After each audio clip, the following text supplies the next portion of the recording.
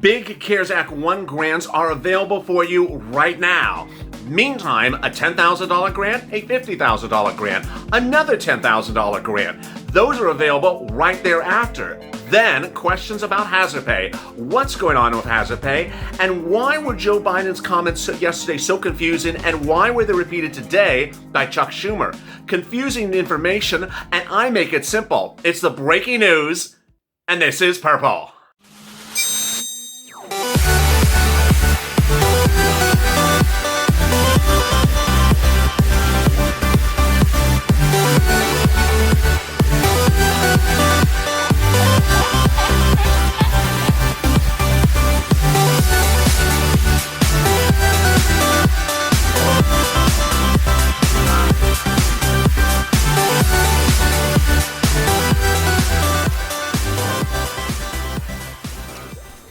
Hey, good afternoon, everybody. This is Afternoons LA with exciting great news about Purple. This video details grants, hazard pay, money that could be landing in your account right now or right after.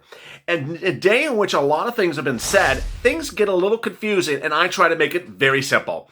If you've not subscribed, please do. I'm trying to get you money right now. Everyone's really tired of Congress talking about things they're going to do, might do, sort of do. We need to get money right now, and that's what I'm focused on, is getting you money this moment. And then we're also focused on the money that can come thereafter. It's exciting and it's important. Also, like this video. It helps with the algorithm so that you appear higher in the rankings of this video, rather than aliens ate your casino gift certificates. In this video, I will be going over the exciting news about that $50,000 grant, $10,000 grant, and the other $10,000 grant. Then hazard pay. What's going on with all this chatter about hazard pay that seems to go away, then come back, and then go away again? Why do people seem to not understand in Congress the implications of hazard pay? Then I'll be going over what Mitch is doing for hazard pay. And finally, I'll be going over grant money you can get right now. Let's get to the breaking news. The breaking news as you sit here today is that there's a lot of grant money out there from CARES Act 1. In Minnesota today, a newspaper said, you know what? All this money has to be used now or it will be loosed. And the losing is about to occur relatively quickly. If you're on SSDI, SSI, Social Security, railroad benefits, you qualify for rent, food, and stimulus checks. Everyone else also qualifies. If you are a small business owner, you qualify for small business owner grants. If you're a hazard pay individual, essential worker, frontline worker, you qualify for that. The money is being spent like you've never seen, and the announcements are being done very finite. If you tuned into the video right before this, the implications of how quickly the application windows is very shocking. Some of these grants are open on one day and they're closed 9 days thereafter. Kevin Lee, one of the original viewers of this channel, found a grant in Houston, and when that grant was announced, he got the application in. In about a week, he didn't hear anything, but the application was closed, and thereafter he learned he got it. It was a rent grant. Then a viewer in South Florida, a senior citizen, tuned into one of my videos, saw the implications of the grant, found one that day of watching the video, got the application in by 5 o'clock. It was the deadline. And then 2 weeks later came back to me and said she had the money. It had been approved for her and all her girlfriends who also applied. So when you're looking for these grants, make sure you move quickly because they are sitting around. The only type of people who don't qualify for these grants are people who make a lot of money, like people who have $12 ice cream in their $50,000 refrigerators. Hi, how are you? So those are the only people who don't qualify for these grants. Then, the question about hazard pay has caused some confusion with some viewers. There is hazard pay-ish grants out there from state and local, from CARES Act 1 money. But that $10,000 from hazard pay that we often talk about on this channel is a different type of grant. That is in the second stimulus package. That's not right now money. This is right thereafter money. The CARES Act 1 program dedicated money to cities and counties to send out to you as essential workers. But Congress also wants to give you hazard pay. So how does hazard pay work? Hazard pay works with the following benchmarks. First, you have to be an essential worker. More about that in a second. Second, you have to have worked somewhere between January 20th of 2020, through the present, or up to 60 days after the pandemic is over. That's the middle of next year.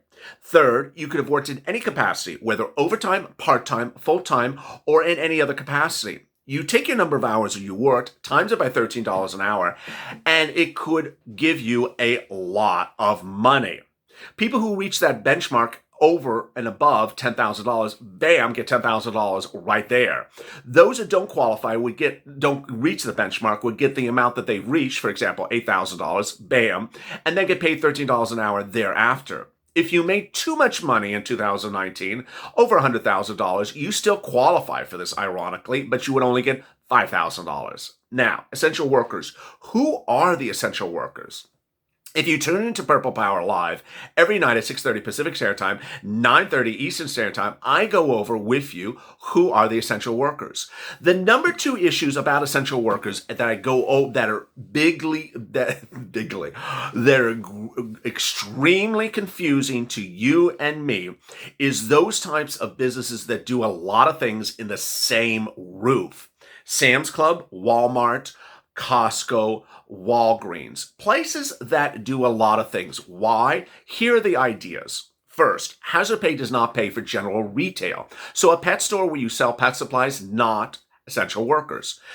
Hazard pay does pay for grocery stores. So Kroger, Whole Foods is essential workers. Everyone in the grocery store.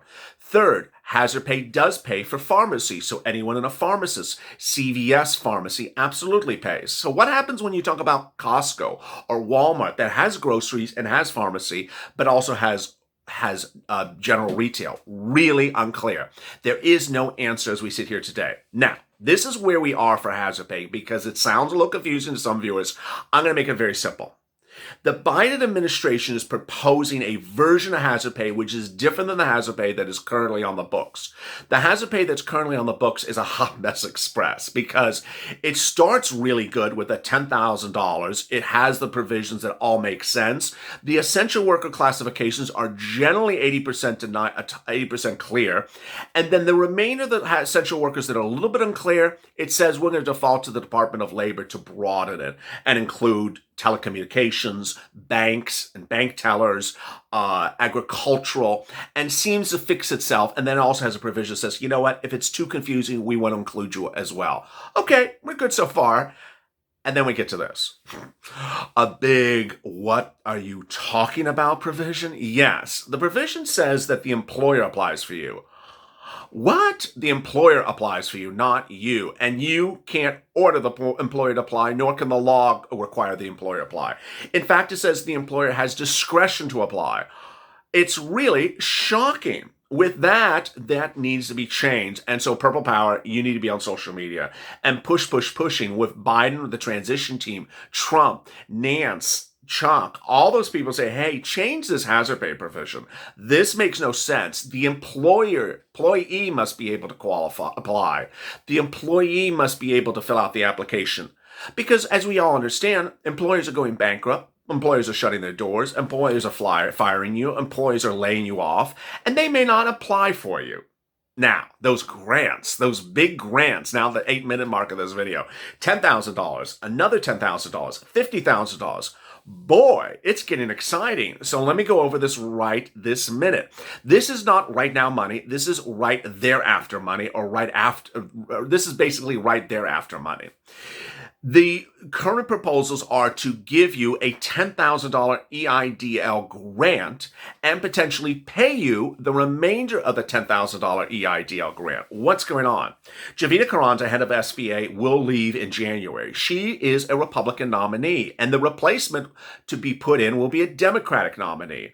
All the Democrats wrote Javita Carranza saying, hey, you never paid the remainder of the $10,000 grant to our citizens. Well, I have probably a 500,000 viewers who never received the EIDL grant or received only $1,000 and not the remainder of the $10,000. All of you will be getting that money if everyone acts as they're supposed to act in Congress as planned. Second, there's supposed to be another round of $10,000 EIDL grant. This would be for new applicants. So I know there's a lot of viewers in this channel who are just joining me because I'm a bigger channel now that never applied for EIDL grants back in the day and will qualify for it next time around. Now, not to make anything even more confusing, the EIDL I talk about on this channel daily, the right now money you can get, that's not the grant money. That is the bigger EIDL. The grant money only goes up to $10,000. Then there's a $50,000 grant.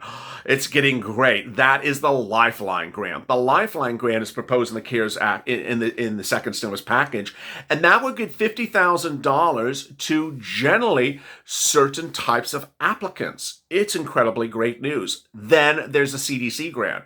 That's for my hazard pay workers. It's different than the hazard pay. It's a grant to be paid to essential workers who worked anytime during the pandemic. It's paid by CDC and underwritten by CDC. And the amount at the moment does not seem to have a cap to it in the way the bill's written. Oh, and then there's another grant, the rent grant. The second stimulus package would create a rent aid grant so that you would get rent, and that rent would go to your landlord. You would also get a grant for utilities, and that would go to your landlord. What's important to understand is that when you're dealing with the pandemic and rent, you have to do two different things. One, you have to have eviction moratorium, and two, you have to have a rent aid. You can't just have an eviction moratorium, because after the moratorium is lifted, you have to be able to pay for rent. Let me explain what's going on. Several months ago, I said this is just silly. The president needs to do a protection order by executive order that protects you from being evicted. If he doesn't want to do a rent aid grant, he needs to at least ensure that you're not thrown on the street. By the summer, we understood the necessity to protect people in their homes. And that order came by the president in several weeks thereafter by executive order. But the executive order wasn't written clear enough. It didn't actually create the rent eviction moratorium. He then fixed it after I made a couple videos saying, please fix it. And he fixed it to then protect people under what's called a CDC order eviction moratorium. So it now protects you under the CDC. But that expires in late December. So the president needs to extend his eviction moratorium, or at least just call up CDC and say, hey, you have an executive order from me, extend it past December. It's expiring. He also has one for mortgage forbearance done by Fannie or Freddie Mae. He also has to call them up on the phone and extend that, because that's about to run out. So then when you have those things extended, you also need rent aid. What's important to understand is that you have to have all these things in place, and these things are very important. What I have not detailed on this channel for several weeks, and I want to go over right now because it's very, very important, is that when you're talking about grants, when you're talking about free rent, when you're talking about utilities, and we're talking about eviction moratorium, states have other things in place separate and apart from the federal government. I'm going to give you an example. In Delaware, they have a state law enacted by the governor when the pandemic first hit that said, we will not allow anyone to be evicted from their home if they cannot, and that includes apartments, if you cannot pay your rent during this pandemic, and your utilities may not be turned off. And if you cannot pay the bill, then you can't pay the bill. We are going to protect you all the way to the end of the pandemic, plus 60 days. This is all really good news, but not every state has that. What happened early on in this pandemic, and still remains the situation today, is that three situations have occurred. Either states have given you rent aid and utility assistance and given you a rent eviction moratorium from the governor, or the governor has said, I will leave it up to the cities and counties. They can do it. And so you'll have one county that does it and another county that doesn't do it. Or three, you have nothing at all. And it's literally all over the place. In California, the governor established one that covers the entire state. In Delaware, they established one that is very comprehensive, that protects everyone all the way until after the pandemic. But in Missouri, they left it up to county by county. As you see, there's a lot of rent aid out there, and there's a lot of grants out there, and then there's grants coming. The most important thing you need to understand is that when you talk about hazard pay, when you talk about grants coming, and when you talk about grants that are now there and about to launch in a few days, you have to move quickly. Yesterday in Orange County, Florida, they announced a grant program, which is basically a stimulus check. It went live in the morning, and within 1 hour, it was shut down because they had gotten 15,000 applications for an $1,800 Stimulus check. You have to move quickly because this money is there and it's not around for long. Coming up next is MITCH, Being a Mitch, in which I go over what's happening with your second stimulus with Mitch McConnell and Congress, big developments and exciting news. And then after that is Evenings LALATE. If you've not subscribed, please do, because go to the front of this channel, subscribe, and hit the alert button. I don't want you to miss a video. I go live every night at 6:30 p.m. Pacific Standard Time, and I answer your questions. So please subscribe so you get an alert when I go live. Also hit that alert button. Meantime, like this video. Coming up next is Being a Mitch. As always, stay informed, stay smiling, and stay LA for more.